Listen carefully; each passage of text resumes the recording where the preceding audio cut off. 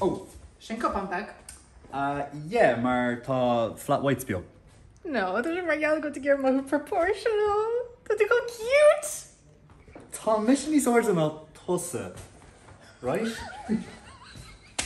Ortí braham gohfuil na daoine san efrigid in a gaslighting ar mar dearann siad go léir go mé níos lú ná iad.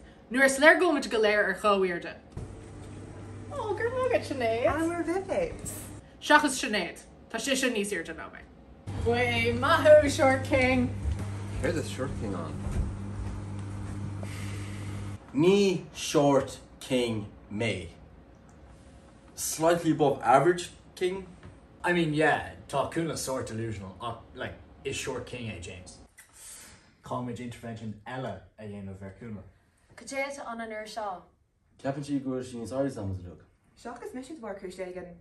Girl power baiter? No. An Lafayette did she girl make cute agus petite. College adval Kerton.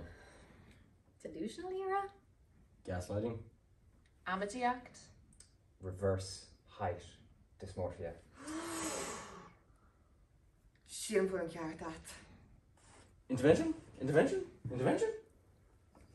Hiking and see his sheesteen. Ní intervention eile tá an seo, na? Sha, bhí tú ag mága faoi mo flat white. Tá tú iad delusional ar inis. No, ná habre sin, tá sé níos dar ar an asio. I saw am a rá, gwil reverse height dysmorphia earth. Cir fiú an é sin? Captain two goes to Nice Argent and Chulagwana. Tá mé níos irte ná gatainna. Seachas Sinead. Gur magas. Thomas his eyes now. Knee short king May Kuna.